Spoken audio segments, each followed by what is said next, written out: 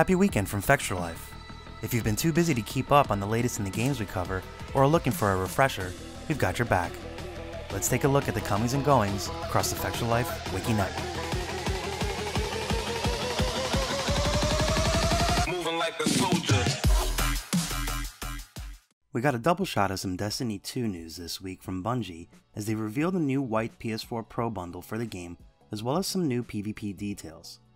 For starters, Sony announced the limited edition Destiny 2 PlayStation 4 Pro bundle, which will launch alongside the game on September 6th. Moreover, pre-orders are available today for the $449 bundle, which will include the following: a Glacier White PS4 Pro with a 1TB hard drive, a matching DualShock 4 controller, a physical copy of Destiny 2, and a voucher for the Destiny 2 expansion pass, and some premium digital content. Furthermore, in a first look with IGN, we got some new info on the changes coming to the control game mode in the game's PvP. Accordingly, the following changes are coming. Points no longer capture faster if multiple people are standing on them. You can activate a power play if you capture all points. Point A and Point C begin as captured. Capture is no longer a two-step process eliminating neutralization. Now, you only have to capture the point. If you capture all the zones, you now enter a power play, meaning you'll get even more points per kill. Matches are now 8 minutes long. And finally, the Mercy rule is a feature, but it's still in development with the beta. Speaking of the beta, Destiny 2's beta begins next week for the PS4, Xbox One, and in August for the PC. And last week, Bungie released a new trailer and info on what we'll be playing. Are you hyped yet? I know we are. Koei Tecmo and Team Ninja have revealed that the next Nioh DLC titled Defiant Honor is coming to the PS4 on July 25th. This follows the release of May's Dragon of the North and is included in the Season Pass, or will cost $9.99 on its own. Included in the DLC is a new weapon, the Tonfa, new armor, and new magic items, as well as guardian spirits. There are also new yokai and enemies to battle across new stages and sub-missions. Also coming are new difficulty levels and trophies, as well as new NPCs. There is sure to be more info, screenshots, and a trailer to follow, so be sure to keep checking back with us. Nioh recently released a new patch that made some additions to the blacksmith, as well as some other quality of life upgrades. Thoughts on a new DLC coming later this month? Let us know what you think in the comments. Next week on July 20th, Diablo 3 Season 11 begins for players on the PS4, Xbox One, and PC. As with every new season, the fresh start brings new seasonal rewards, conquests, and other goodies for dedicated players, of which there are quite a few with the recent release of Rise of the Necromancer. Therefore, to give players an overview of what to expect, we went into some details to what Season 11 is bringing. To start, new cosmetic rewards are obtainable by progressing through the season journey. For those players who have not yet earned 4 stash tabs via the season journey, they can unlock an additional tab by doing some tasks at Conqueror tier. There's a new class set coming via Hadric's Gift for completing specific chapters in the season journey. Completing chapters 2, 3, and 4 will net you 3 of the gifts, 1 for each chapter. Finally, starting with Season 11, Blizzard is removing old personal bests from Season 2. When Season 12 arrives, they will remove old personal bests from Season 3, and so on. For the full nitty-gritty, check out the complete overview guide on the blog. The next DLC pack for The Elder Scrolls Online is titled Horns of the Reach, and will be available this August for the PS4, Xbox One, and PC. ZeniMax Online has laid out what's inside the DLC, and we took a closer look at all the new content we'll be able to play. Horns of the Reach will contain the following: 2 new dungeons, Bloodroot Forge and Falkreath Hold, a base game update with several quality of life improvements. The new update will also include a new Battlegrounds map and game type for the quick-hitting PvP mode. Horns of the Reach made its way to the public test server this week on PC and Mac, and you can view the full patch notes on our wiki. When the pack releases in August, it will be available in the Crown Store for purchase or as a part of the ESO Plus membership, of which they just wrapped up a free weekend. Final Fantasy XII The Zodiac Age, released this week for the PS4, a remastered version of the game updates Square Enix's PS2 classic, as well as adds some brand new features, such as the Zodiac job system. So, what do the critics say about it? Well, it's currently at a Metascore of 87 with a user rating of about 9.3. The consensus is that the game has held up very well over the years, which we touched upon in our own look. The additions are solid. In particular, the Zodiac job system is drawing praise for the freshness it brings to the gameplay table. While making all these improvements, the question for many is whether it's enough to win over those who didn't enjoy it during the PS2 era. Are you playing Final Fantasy XII: The Zodiac Age? Thoughts on the remaster and all that's inside? Be sure to let us know what you think in the comments.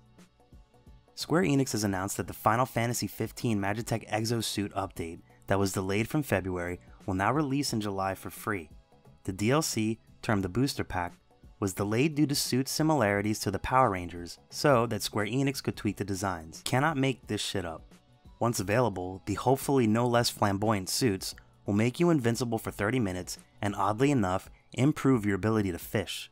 Invincible fishing, anyone? Once you use it, you can't equip the suit again for a full 24 in-game hours. Square Enix has not set an exact date for the update. Go Power Best, boys! Final Fantasy XV is out now on PS4 and Xbox One, and continues to receive a lot of post-launch support with free updates and paid DLC. Activision Blizzard has announced the first city-based teams for the Overwatch League, their new professional esports league for the hero shooter. This step is seeking to take the game into city-based territory of major professional sports like the NFL and Major League Baseball, but in this case, with a much more global flair. Blizzard plans to expand the amount of teams. There isn't a set number of final teams in mind, but with traditional sports leagues featuring somewhere around 20 to 30 teams, it's a good bet they'll expand by more than a few. The Overwatch League is planned as a forever league, Overwatch for life, and will begin later this year with regular season matches going down in an LA arena for the first season. Down the road, they'll see the more traditional home-away matches in the team's respective cities. Overwatch League will hold back new heroes, maps, and balance changes until Blizzard can properly gauge them for competitive play. Thoughts on a new league? Planning to tune in? Let us know in the comments. 2K Games and Fireaxis have kept the XCOM 2 gas pedal pressed this week with another reveal of the upcoming War of the Chosen DLC. They've detailed just what's coming with the new expansion when it launches August 29th for the PS4, Xbox One, and PC. In tandem, they have released a new mission from the new expansion. In the mission video, you get a narrative rundown of some of the new features you'll be encountering during the new content. Furthermore, in a detailed post, the developers laid out everything you need to know for the expansion. There are new elite enemies, 3 new playable classes, 2 new advent units, and new aliens. There are of course new locations and missions to take on. There's a new headshot chain mechanic that should satisfy many players. There are now soldier bonds, so that some squad mates can work together better over time. Aww. Also coming is the new photo booth mode, which allows you to posterize your favorite squads and missions with unique filters, backgrounds, and any text that you choose. And finally, there's a new challenge mode, which lets you compete against the world in one-time missions so you can see how well you do against other XCOM 2 players. All in all, it looks like a fun little package to round out the game. Focus Home Interactive and Deck 13 have announced that a free The Surge demo is coming next week for PS4, Xbox One, and PC. The studio's follow-up to Lords of the Fallen takes their Bloodborne meets Metroidvania formula to a dystopic future. Marred by climate change and insane co-workers, it's the proverbial worst first day in the job. With the summer lull upon us, it's a good time to dig into the game for the first time. We've enjoyed playing the game ourselves and covered its positives in our comprehensive review that found it had advanced the formula further with its impressive visuals, fast fluid combat, and rewarding gear, progression, and crafting. For those who already own the game, a new update dropped this week that featured some pesky bug fixes. No matter what, it looks like a bunch of us will be playing the game next week. This week we reviewed Season 1 of the Castlevania Netflix animated series to see if the adaptation delivers. You can read our complete thoughts on the blog. Overall, we felt that the show is a pretty fun ride for Castlevania fans and gamers in general. It's not a mirror image, since vampires can't be seen in mirrors anyway, but the show is faithful to its roots. We don't expect any major awards to be handed out for Castlevania, but honestly, what should one expect about a cartoon inspired by video games that are, at their heart, essentially nothing more than whipping the bejesus out of monsters? And that's what Castlevania has always been. The series sticks with that formula, and that's fine by us. Sad news for those of us Ni no Kuni fans, but Bandai Namco has announced that Ni no Kuni 2 will be delayed until January 19th of next year. Level 5 sequel was to land November 10th this year for the PS4 and PC. In a video message on Bandai Namco's Twitter, Level 5 CEO Akihiro Hino goes into the reasons for the delay, he states that the studio needed more time to add the polish they expect for the game. The sequel is set hundreds of years past the first game, and finds the cat and mouse tribes at war. In it, the mouse tribe initiates a hostile takeover of the kingdom and the main protagonist. Dauntless, he sets out on a mission to reclaim his throne, aided by his allies. We got to play No Kuni 2 hands-on during E3 2017 and found it visually delightful, as expected, with the depth of the battle system that could surprise some who have dismissed it as a kid's game.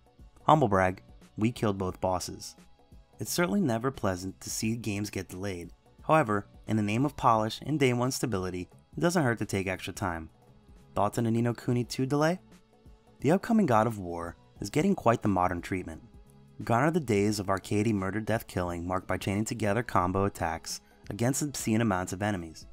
Now, the game has grown up quite significantly, at least at first glance, and it's precisely at first glance that we see how the franchise has matured by taking its cues from story and gameplay role models like The Last of Us and Dark Souls. See our video piece to see how the series' story and gameplay is evolving by learning from its peers. Last month, we gave a rundown on upcoming dungeon souls like Immortal Planet from TW Games on our blog. With plenty of features that should appeal to the Souls-starved player, Immortal Planet hit the Fextralife Top 5 RPGs for July. Recently, we had the opportunity to play through the game's beta ourselves ahead of its July 31st release. Immortal Planet stands out as a game that does far more than share some mechanics. At its core, it's very much isometric Souls, and goes far in capturing the elusive feeling of gameplay that is the Souls signature. In a gaming climate where the word Souls-like gets tossed around casually, Immortal Planet has a true soul for the term. And that's a wrap for the Week in Wikis. We're looking forward to another great week of gaming fun. Don't forget to check out our VIP program for some exclusive supporter benefits, and budding writers should take advantage of our Become an Author initiative. Thanks for a great week, and as always, keep checking in with us for news, reviews, YouTube streams and videos, and general wiki goodness. Follow us on social media for all the latest and greatest. The more followers we get, the larger the army of the Fexes grows.